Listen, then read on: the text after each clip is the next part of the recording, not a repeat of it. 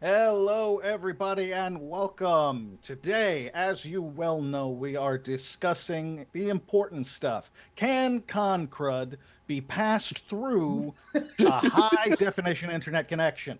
Answer Eddie. is yes. Yes, absolutely Good. can because I Great. I am sick right now, but I love Realms of Pugmire so much. I'm still doing this panel. There you go. There you go. Okay, so as long as you bring it up, why don't we talk about Realms of Pugmire I first? guess. I As long as guess. you're here, Could we fill everyone's like an taking. hour with that? I don't know. I Maybe? I get the impression that we probably could. If Uh, Jack Birkenstock run this panel, absolutely yes. so we're here for the hype. We're here for the tasty tidbits, the little teases. What can we start with? What do we want to talk about to begin with? What do we want to go straight into expansion of the realms?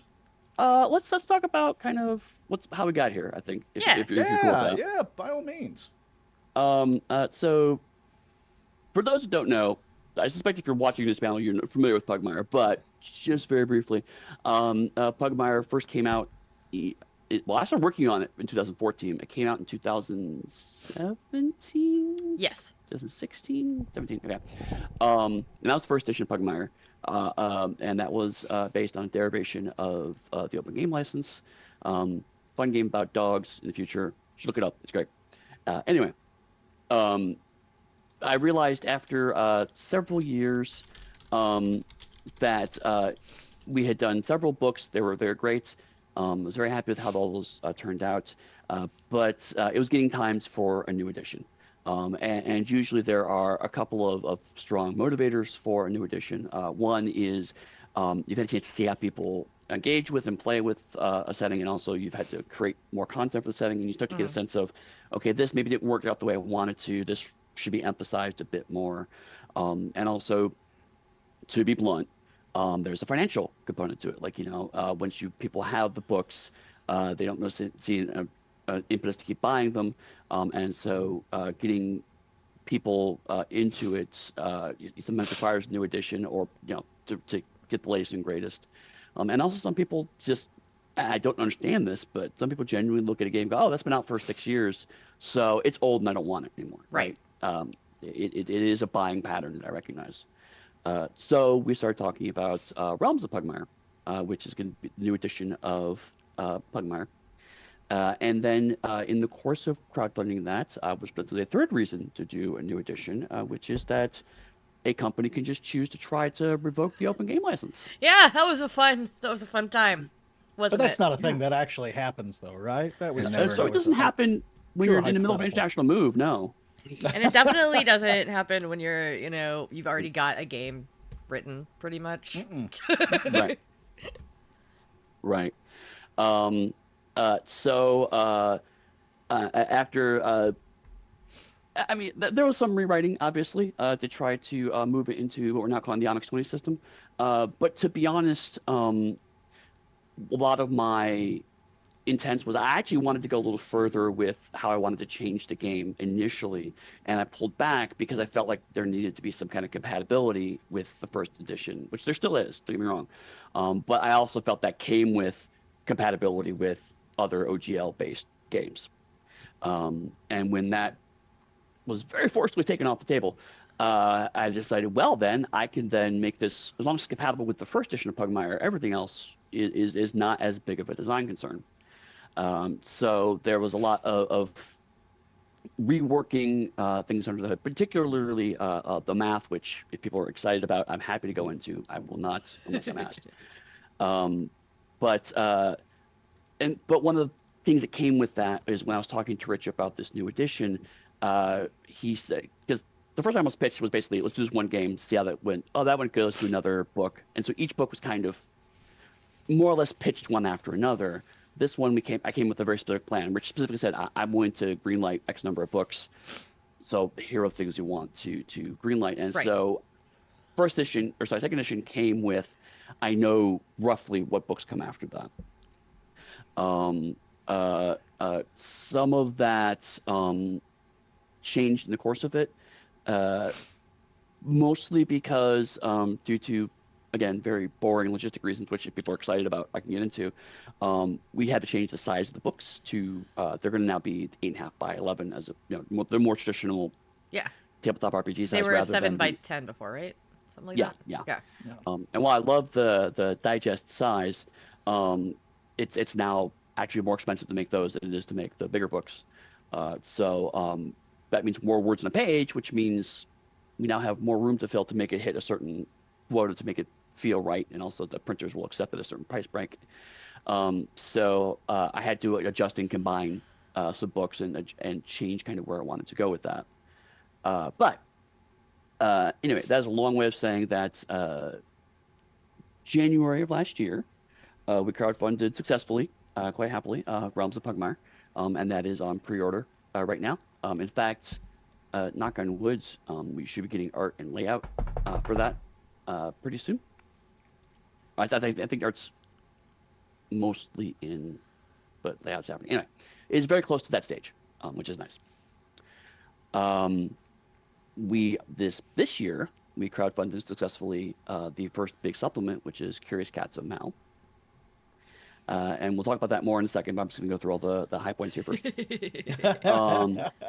Because I'm excited about Curious Cats of Mal. And that is, unlike in the previous where Monarchies of Mal was a separate, completely core rulebook, Yeah. this is now a supplement that goes with Realms of Pugmire. Because, again, financially, Mal just never did the same numbers as Pugmire, because I think a lot of people assumed it was a supplement. And not a complete whole game. So we just reverse engineered the model. And it turns out when you take out all the core rules out of a book, you have a lot more room to talk about other stuff. Yeah, you really do. So It was great. we have a lot more in there. And then in the midst of that, Rich had always kind of suggested, actually, Rich and a few other people at Onyx had always suggested some kind of compendium of enemies, a manual of monsters, if you will. And it's something that originally I was like, I don't know if I want to do that.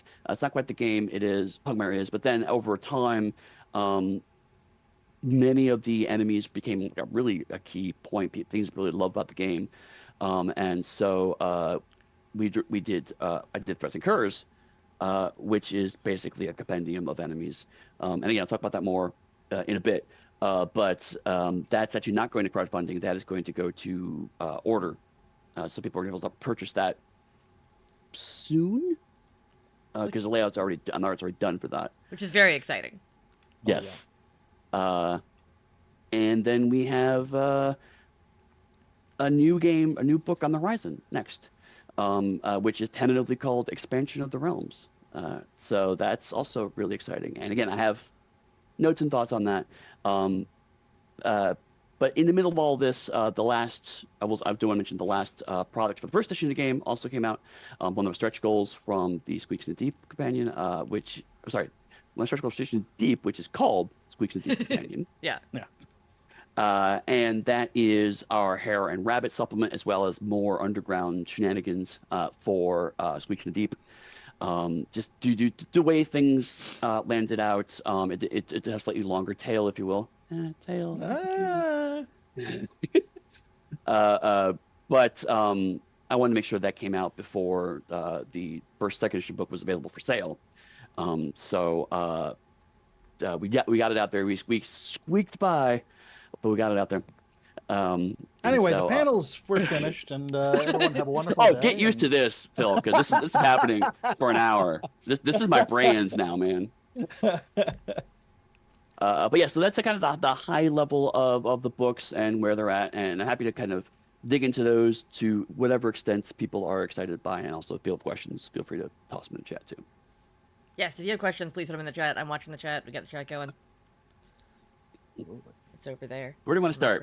You know what? Let's start, if you want to think in terms chronologically, kind of. Why don't we start with the Squeaks in the Deep companion, since it's the last one here that's in that first edition era. I'm actually really curious about that because while the first three Monarchies of Mal, Pugmire, Squeaks of the Deep, these are all different game systems. I always felt that Squeaks of the Deep was a much more different game from the first two. Well, Squeak is a supplement, isn't it? Doesn't Squeak kind of? Is it a supplement? Yeah. It is a supplement. Okay. to be right, Torn Lead is very different. You're right. Yes. Yeah. The general idea I had, actually, let me go through my initial kind of grand strategy that changed over the course of it. Pugmire was obviously the core game, but the tone of that was always meant to be kind of lighthearted action adventure. It can go in different directions, and I always feel passionately that all of these books can go in many different directions, but I do want to have a core kind of consistent tone for each of them. With Monarchies of Mao, and the usual design was that I would do it kind of like a World of Darkness thing, where each game has a core rule book, but also, unlike World of Darkness, you can actually use them very easily with each other and their cross compatibility. Right. So Monarchies of Mao, Cats, next natural supplement, but that tone was always meant to be kind of political intrigue, right? So it's more political, more social, which I felt hit the tone of Cats well. And then Squeaks was meant to be a third core rulebook, so you're not entirely wrong there, Oh, Bill. no. But again, we saw the numbers going where a certain direction, and so I was like, okay, well then we'll make that a supplement, change kind of the structure of that. But that was always meant to be kind of my quote unquote horror vibe, right? And of course, obviously, I wanted to be family friendly horror, so the key word I ended up telling writers was spooky, rather than horrific. And I think Dixie, did you write on that? I did character creation. You did character creation For on Squeaks in the that? Deep. Okay. Right. So maybe talk a little bit about what your thoughts were for that process. Yeah, God, it's been a long time, and I've written other character creation chapters since. So Right. I really enjoyed doing it for the Mice and Rats because they had been mentioned so often throughout the other Pugmire books that had been going back for years at that point. But we had never really detailed their society. We had kind of given hints here and hints there, and it was interesting because there were a lot of things that I ended up reverse engineering in their culture when I was doing character creation. Like we have naming conventions, for instance, for dogs and cats that are pretty clear cut, and we have really specific ones for birds and lizards. And so when I went back and I was looking at all the named mice, because there are actually mice and rats in almost every Pugmire adventure, even though they had never been detailed.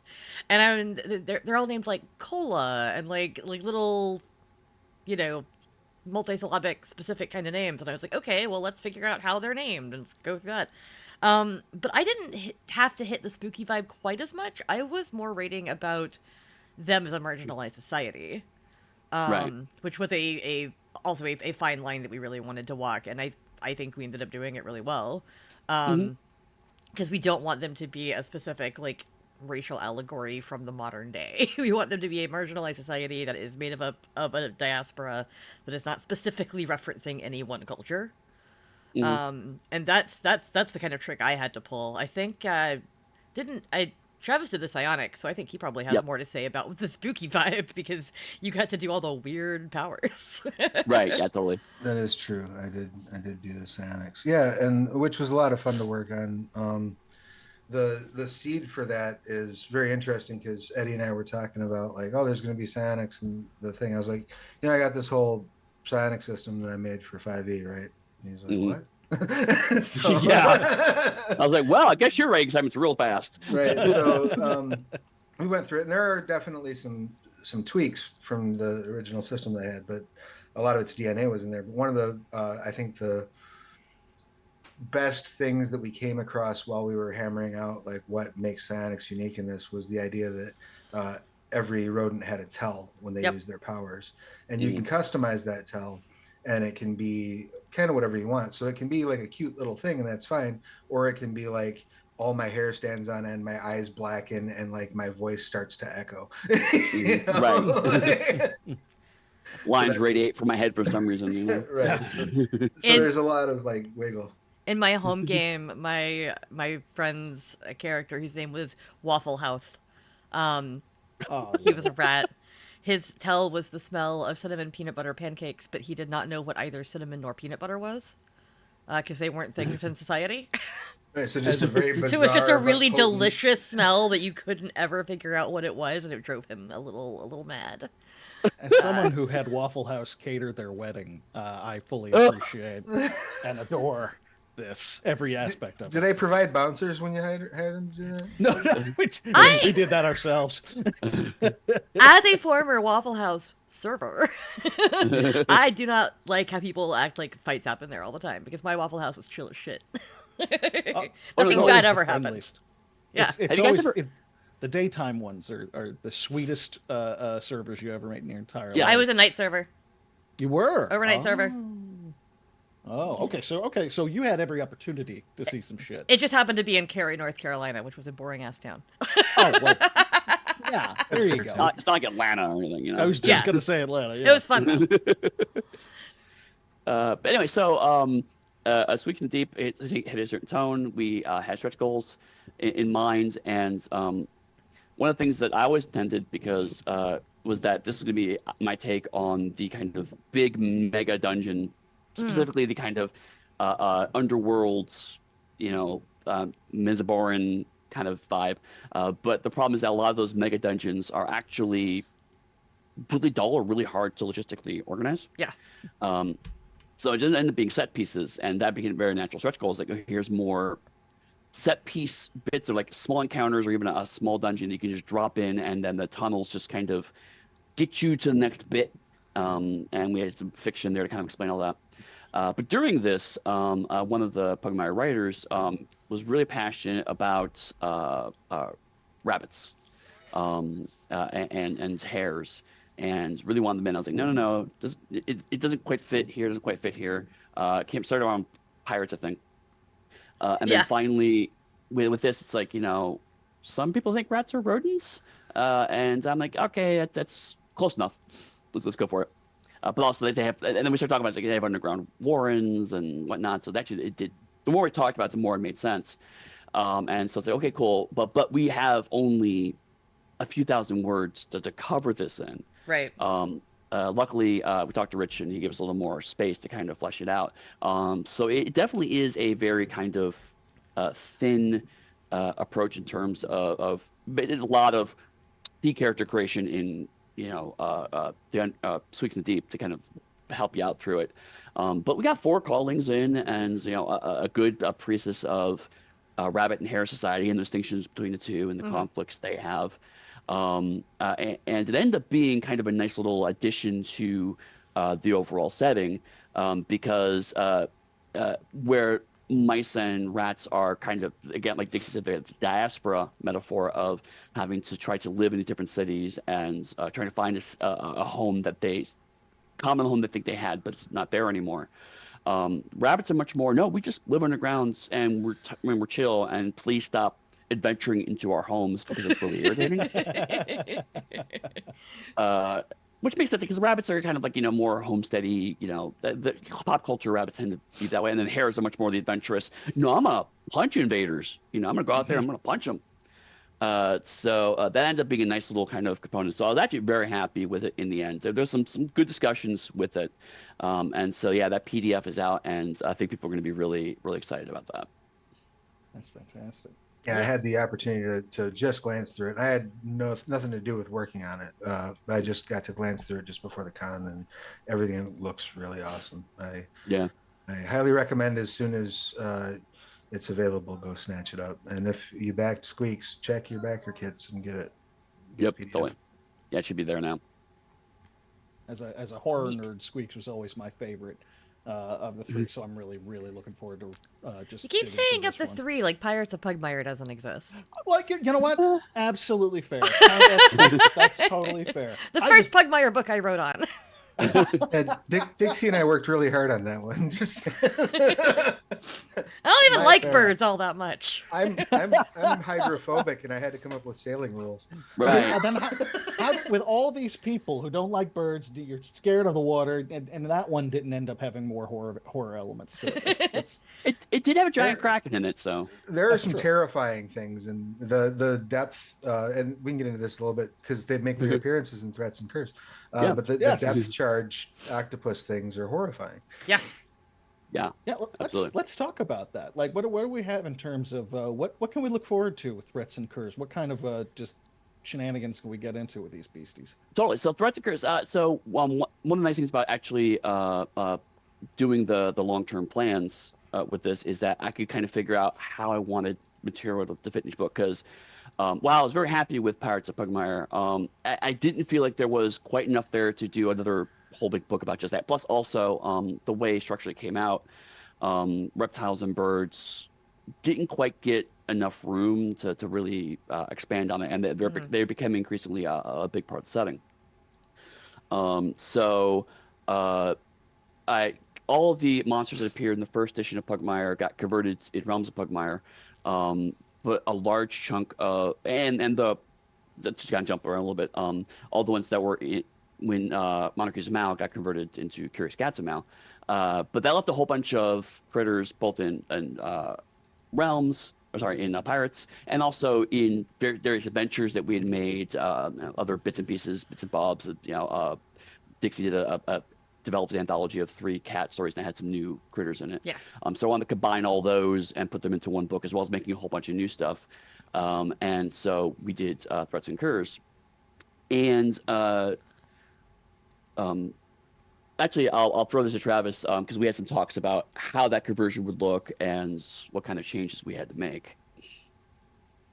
Yeah, and I think one of the interesting things about doing the conversion, because of the changes in the system to second edition, there was a lot of like, okay, let's strip this creature down to its concept and then rebuild it with the very precise and very well thought out and very well laid out math that enemies use in Pugmire, in Realms of Pugmire.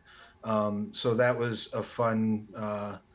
a fun experiment to try to figure out, like, okay, let's bring this down to its real concept, and then how can we, in the earlier editions of Pugmire, you're designing to a certain philosophy because though it did run a bit differently, it was definitely running on that OGL engine, right? Yeah. And in these, all of those assumptions are out the door. And I think as a writer, at least in my case, that gave me a lot more freedom to play around with. Well, let's just cook up a whole new sort of idea. I'm a big fan. You'll see this in Threats and Curs. I'm a big fan of like creature as environment. Yeah. Like you're walking through an area and then you realize you're in something. Right. And those were addressing that in the rules was a very interesting and cool challenge, and not something that I've seen a whole lot in traditional OGL. It's pretty rare. So that was a lot of fun for me. But yeah, I think that was kind of the main design philosophy, was like, what's this about, and then work it into the new math. Yeah. And one piece of that was I had introduced the concept of tags in first edition, but didn't really do much with them. Right.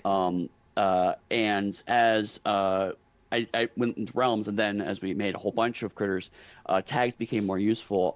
And what they've evolved into, and again, some of this was in conversation with Travis and the rest of the team, was the 2 kinds of tags. One is what we call an entity tag, which basically is a monster is tagged by certain things, so certain rules can key on that tag. For example, the spell turns undead, the spell affects the unseen, whatever. But also, sometimes they come with a chunk of rules, like all unseen are weak against holy damage, or cats are going to knock things over. There's a cat butt. We're talking about cats, are we? She just walked like under my camera, by my microphone. I was like, please don't knock anything over. It's like, hello. I'm not going to ask for my expertise. This is Vesper. Hi, Vesper.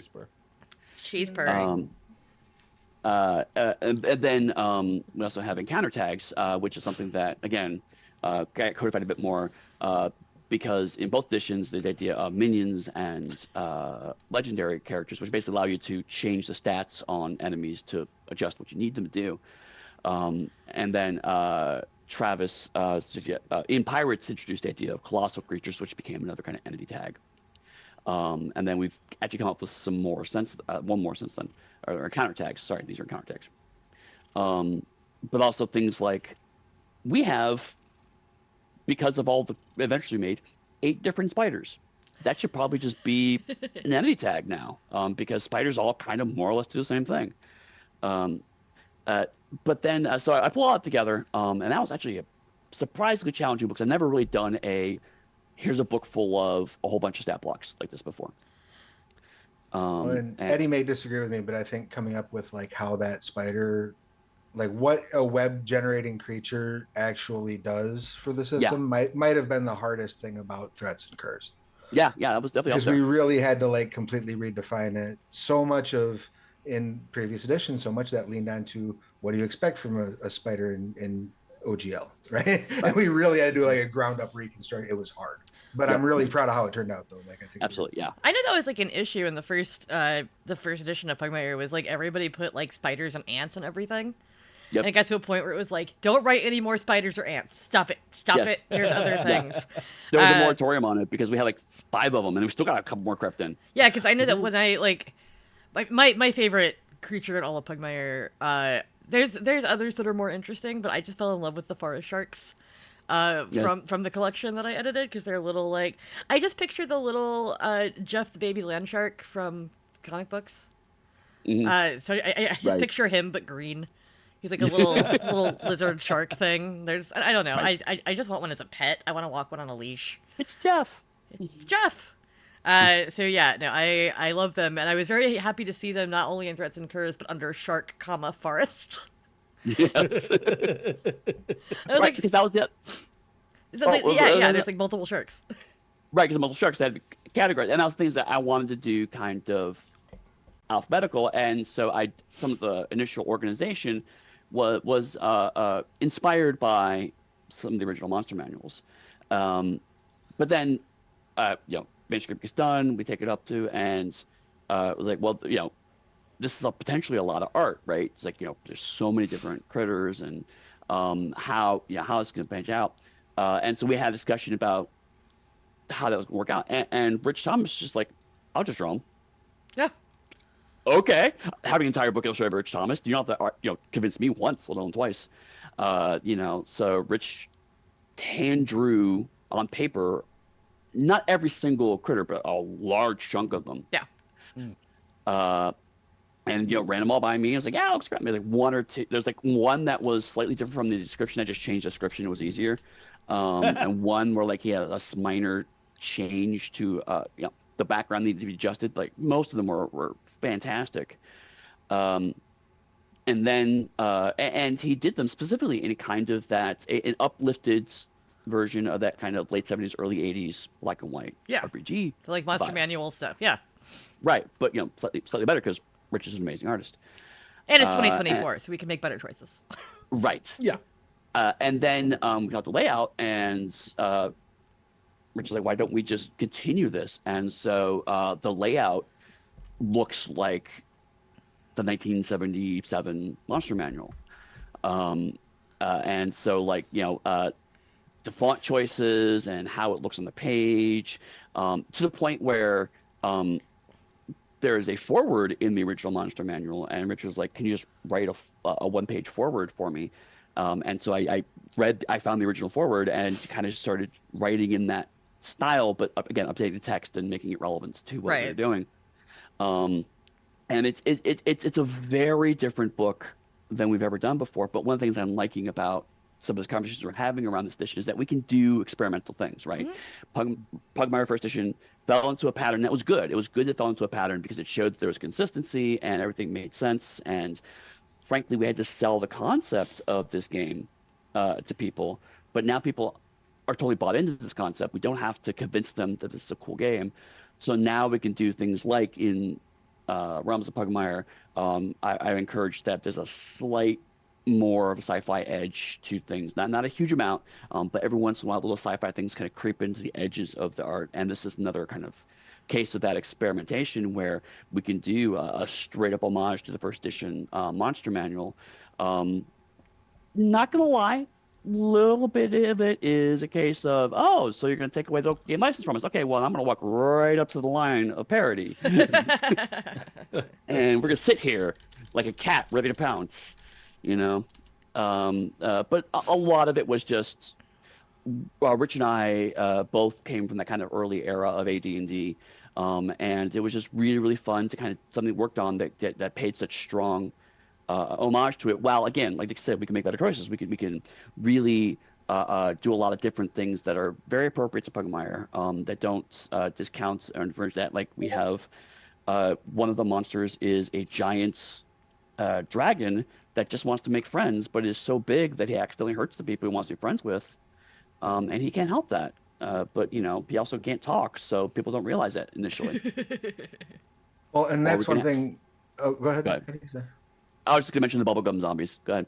Oh, I was just going to say one of the things that I really love about the new system is that it direct rules for befriending enemies, Hmm. and that may be, you know, a social interaction with another uplifted creature, but it might also be you can use those same rules for if you run into a wild animal or something along those lines. So Yep. that's a really cool, really smart addition to the rules. Awesome. Yep.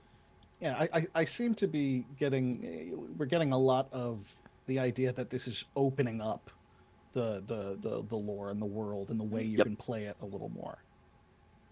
Absolutely. And one of the things that I definitely talked to the Threats and Curse team about was that I wanted to push the weird a bit more because again, if we're homaging that very early era of D&D, that never shied away from interesting sci-fi elements to it, but also just straight up strange elements. I mean, nowadays it's very normalized, but I mean, if you put your mind back, the idea of cramming an owl and a bear together is a deeply weird concept, But also right? the original art for the owlbear was really funny. Like Yo, yeah, it I is super silly. I love looking at the 70s art for like the owlbear, the beholder, like just some of those original art pieces Beholder. that you're like, "Oh no." Like it had to they they really had to work to make these scary after the initial thing because looking at them as a modern audience, I'm like that's silly. That's a Right. silly creature. Because it's like I don't know, because you describe it one way and then they try and draw it. It's like RPG art doesn't really exist at this point, Right. So it's like I don't know. I'll make it look like this, I guess. It's an owl and a Um, bear. right.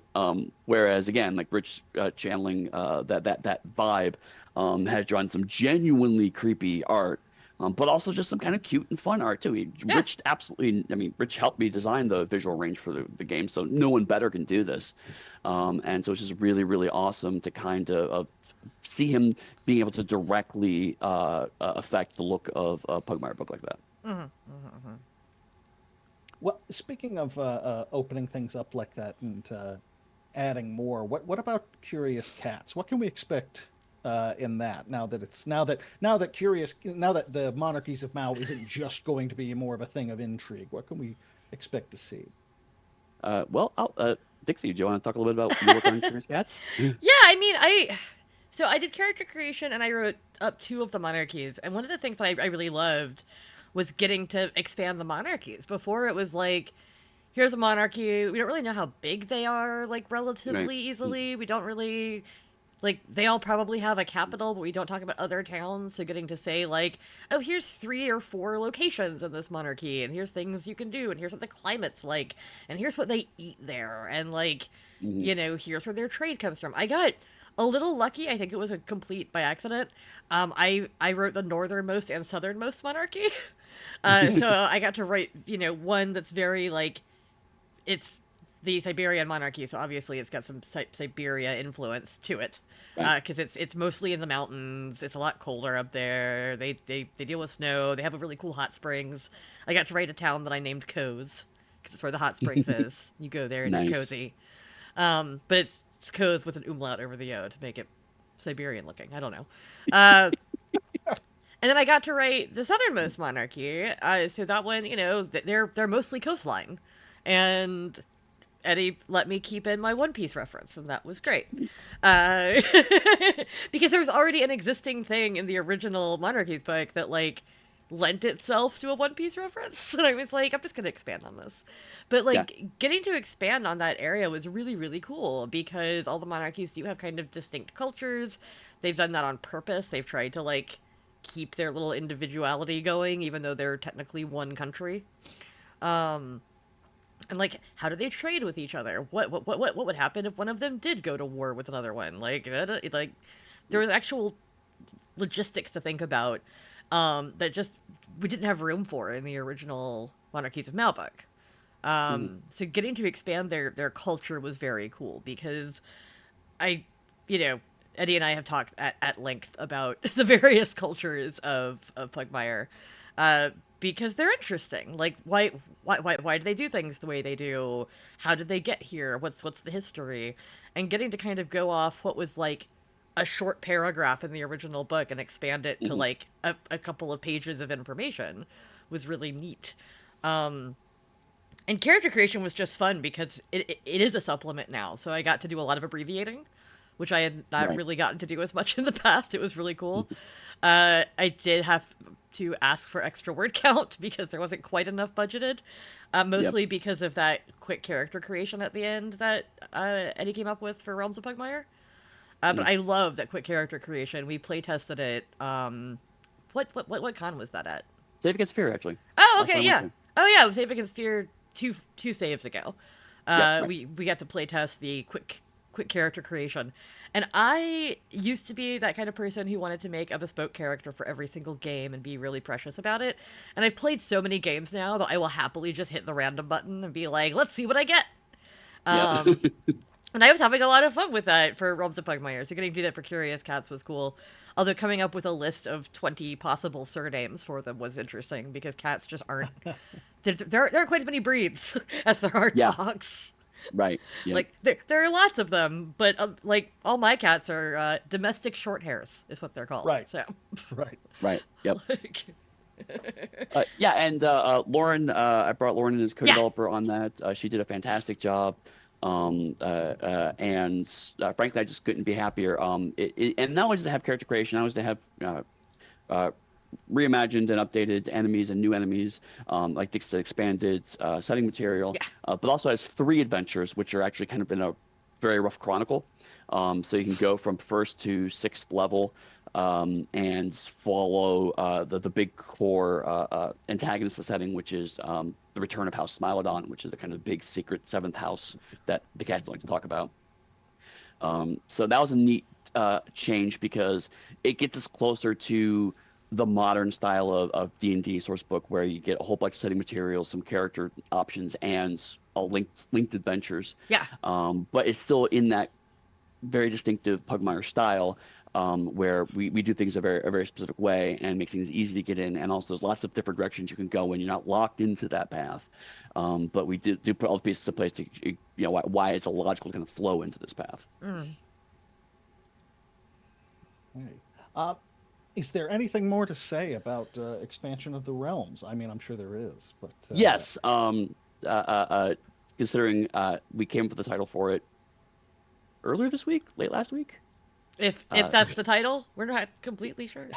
yeah, we're not 100% sure. So I mentioned earlier that I had to kind of combine some things, and this is one of them.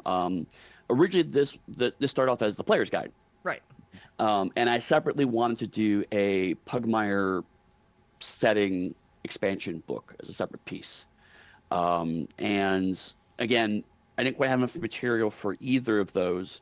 So I had to find a way to combine them that made a logical sense, which is why the title's been hard, right? Because this is at a initial level, 2 pitches Frankenstein together. I have not got the outline stage yet. Once you outline it, it'll all sync up better. But Right. the pitch stage is usually just literally me giving Rich a sentence or two and some bullet points, and then Rich goes, and a word count, and Rich goes, yes, that's great, and then actually flesh that out into a proper concept. So we're still at the pitch stage for this, but where we're at now, and I'm going to heavily qualify this, but title subject to change, anything in here is subject to change, but this is first time ever outside of me and Rich I've talked about this, and we'll answer some of the questions I've already seen in chat. So there's going to be, like all the Pugmire source books, there's going to be a player's guide, a chunk for players, a chunk for guides, and a chunk for adventures. The player's chunk, we're going to have additional dog callings. First time we've ever done that.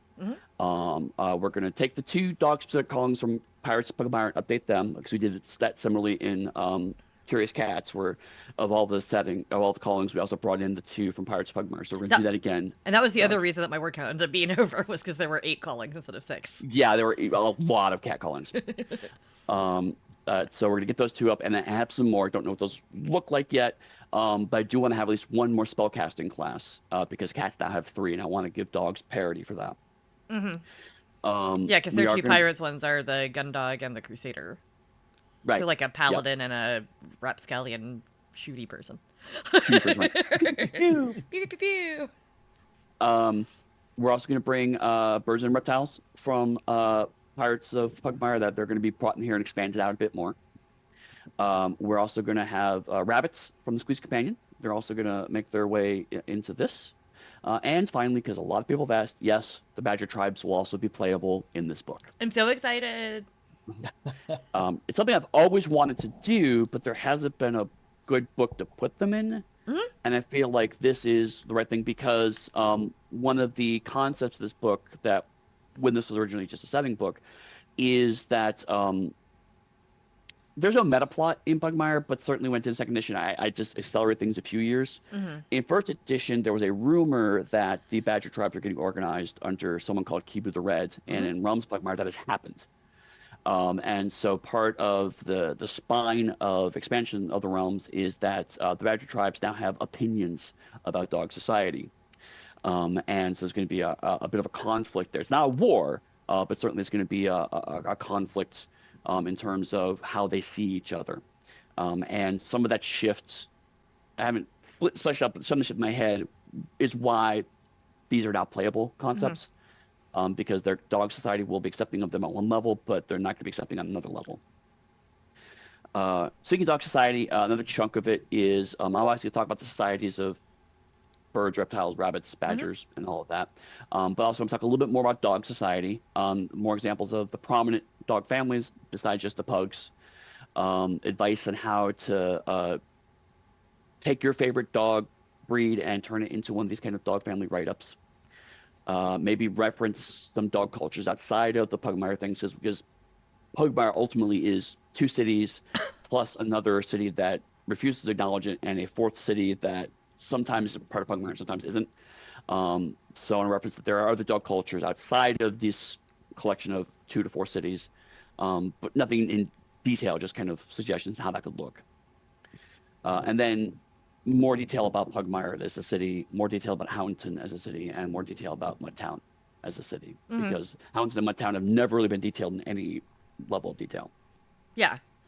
Also, like it just makes sense because of the Monarchies book. Now we do have like multiple cities for the cats. Like there's lots of places you can set your game now, and so dogs should also obviously have that. Right. Yeah. The one of the things that when I talked to Lauren about the structure of Curious Cats was this was meant to be kind of a prototype for how that support book could look for expansion of the realms. And the things like I'm gonna have to allocate more word count to character creation because I knew that there was going to be other playable options in there, so I had to allocate for that. But also I really loved how those 3 linked adventures worked out. So ideally, if word count permits, I'm also going to have that in this book as well. Talking about the conflict with the Badger tribes and how that plays out, and also Mountain has some political opinions that they want to express as well. So what that's going to look like and how this could play out, because again, I shifted the political landscape in Curious Cats, and I'm pretty happy with how that turned out. So I wanted to say I want to shift the political landscape. Houndton was always kind of second fiddle to Pugmire, and there's always been a bit of resentment, but it never really came to the front in the first edition. I think now is the time to kind of play up. Houndton maybe is going to make a play for independence, or at least a stronger piece of political strength inside Pugmire. I don't know what that's quite looked like yet, but there's going to be a shift on that front. Cool. So That's very cool. I can't wait to either read it or write on it. yes. I'm available. And now I need to figure out again. Like, also, is this something I'm going to develop? I'm going to bring somebody in. I don't know, frankly, because so much of this is in my head. It may make more sense for me to develop it.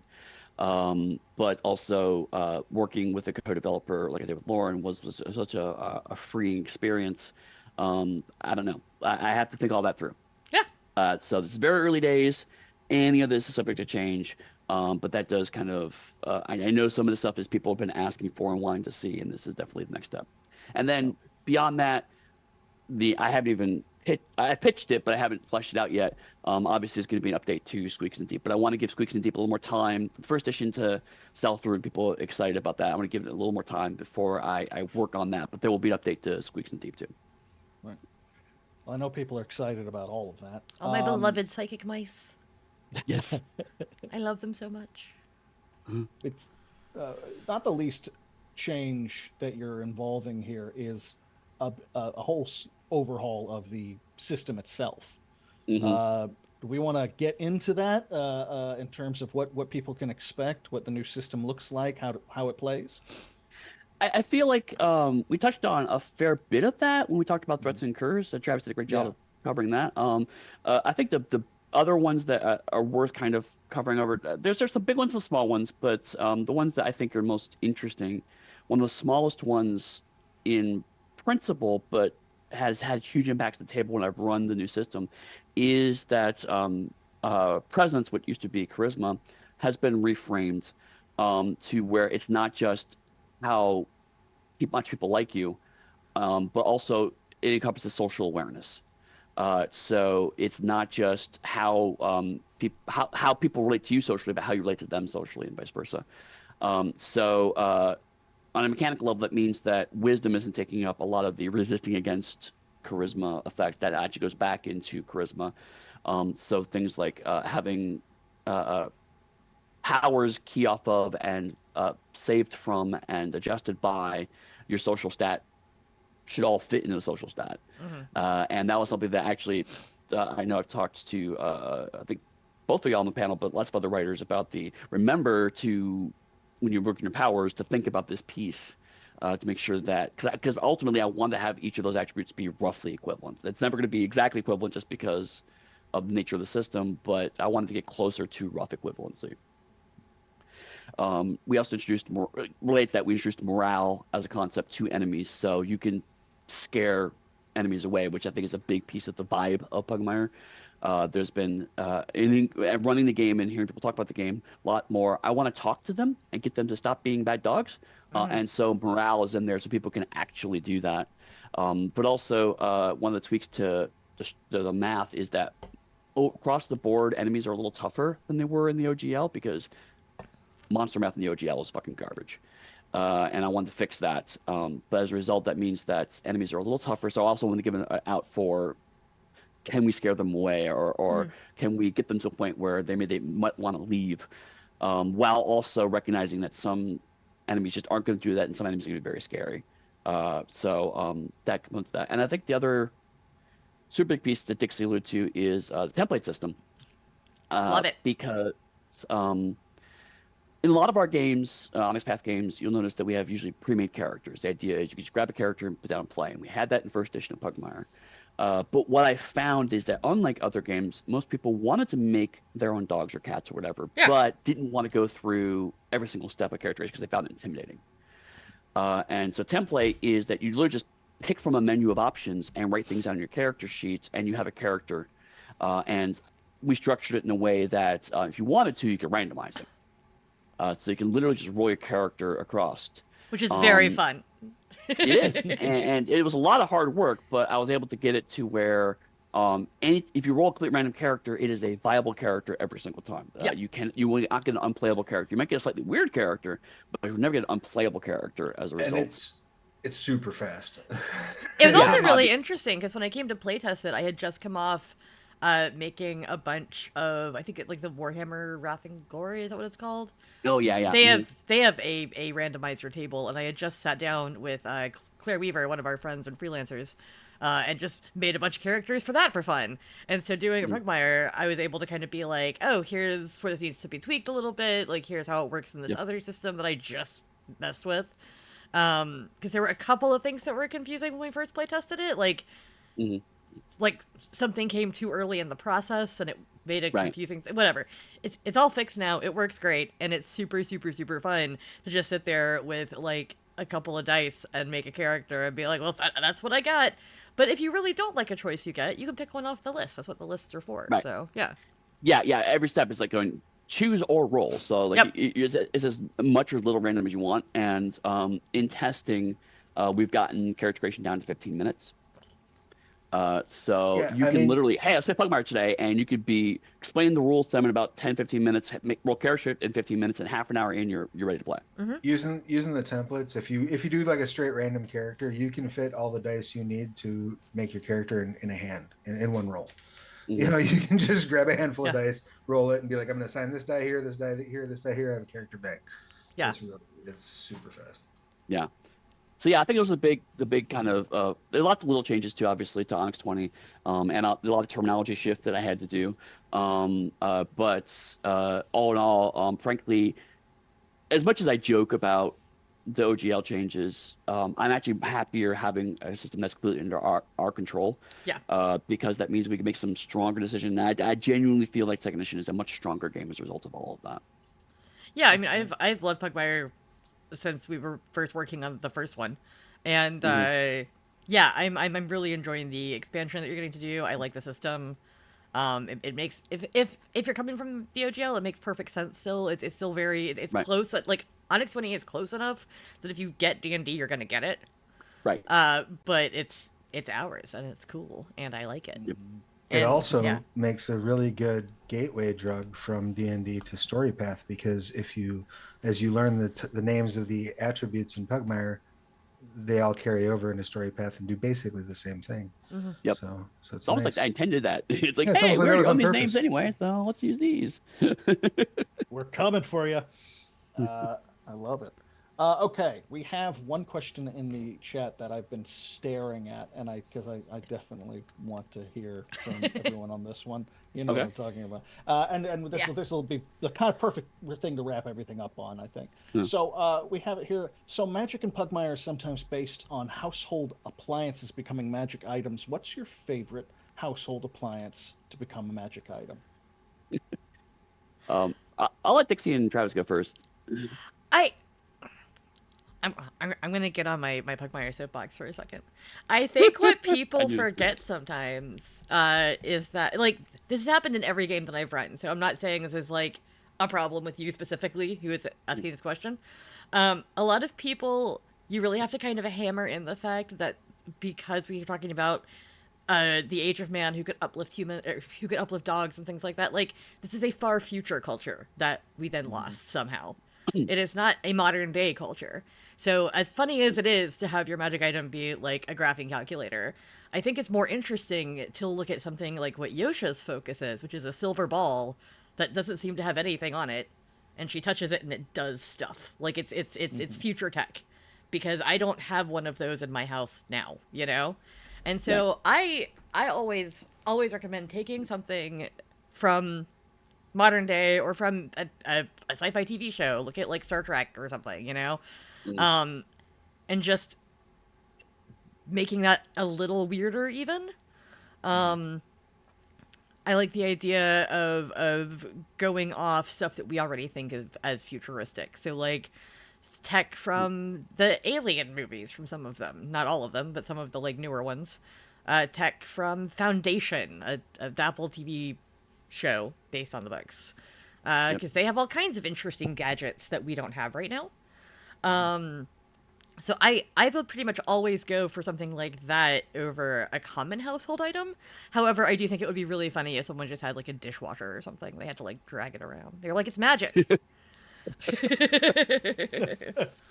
But overall, I am all for being like, okay, like here's my smart TV remote. What would this look like in 400 years of innovation? You know? Right. Is it just going to be a flat piece of metal that I do this to? And then stuff happens. I don't know. Maybe. So yeah. I think that it's a natural progression for a lot of people with a game like this specifically to go with that, because I know everyone I've talked to about this game, and I'm sure it's the same for everyone here. One of the first places a lot of people went was, I'm going to make my dog into my Yeah. character. Oh, of course. So 100%. I think that's where it comes from. I think that's like, so it's the same kind of idea. It's like you're drying your hair and you're like, what would my dog do with this hair dryer? Like, Right. does it somehow become a flamethrower or something like that?